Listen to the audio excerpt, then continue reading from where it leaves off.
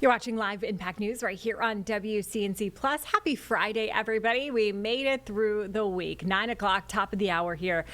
We have Dr. Logan Ray, who's an oncologist, joining us today. You know, as it's getting warmer outside, you want to be outside in that sunshine, but we also need to worry about our skin. So, Dr. Ray, thank you so much for being here with us this morning from Novant Health. Thank you so much for having me. Okay, so like I was saying, it's beautiful, right? It's been beautiful. People getting out and about. What do people need to know about their skincare, especially wearing that sunscreen and going outside, especially right now? Of course, yeah. Skin cancer in general, I'll just say, is the most common form of cancer in general. Most of it, thankfully, is caught very early and is very easily curable. But prevention is obviously a very important thing when it comes to skin cancer. You alluded to sunscreen. Obviously, sunscreen is a great line of defense that we have. There's a few different types of options on the market between sunscreens that are in the form of sprays or lotions, as well as mineral sunscreens, which really kind of block the ability for your body to even absorb UV radiation. That's that kind of thick, white, chalky stuff.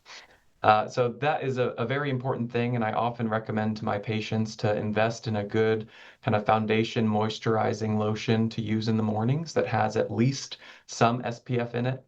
I'm a big advocate to say some SPF is going to be better than no SPF.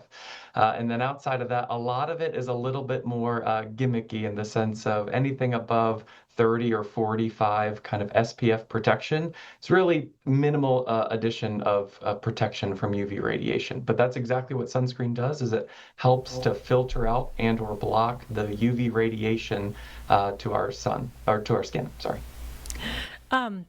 You're talking about skin cancers. How common is skin cancer? You're saying it's very common, but is there any data behind that? And what is the most common type of skin cancer? Of course, yeah. The most common type of skin cancer is going to be basal cell carcinomas and squamous cell carcinomas. About 5.4 million cases are diagnosed each year. And again, these are almost always going to be curative with some sort of topical therapy or surgery. Of course, there are times where you get some more advanced cases.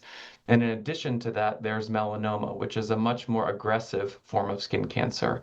And there's about 100,000 new cases of melanoma in the United States each year. Wow, yeah, that's a lot.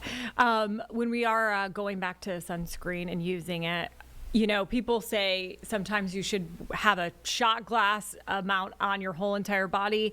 What is that? Is that a myth, or what should people know about that? Just making sure you're all covered. Yeah, especially sun exposed areas. So anywhere that's going to be out in the sun that you can see the shadow of something, whether you hold your hand over your skin, if you can see a shadow over that, you are getting some sort of UV radiation exposure, most likely. And so anytime that you're out in the sun, especially between the hours of 10 a.m. and 2 p.m., which is when we have peak UV radiation exposure, you should be putting some sunscreen on.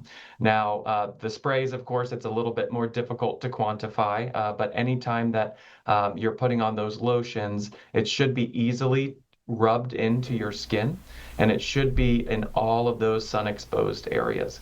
Now, it doesn't necessarily need to be so thick that you're rubbing and rubbing and rubbing trying to get it in, but as long as you have that initial layer of protection, you should be at least good for about 80 to 90 minutes, or otherwise as indicated on the bottle. And are there certain groups of people more at risk for getting these melanomas? There are. So people who have fair skin or lighter colored eyes, they tend to be more susceptible to UV radiation in general. People who have lighter colored hair naturally as well, so your blondes or redheads, they tend to just have more sensitive skin to UV exposure. So those individuals certainly should be making sure that they're taking the necessary precautions.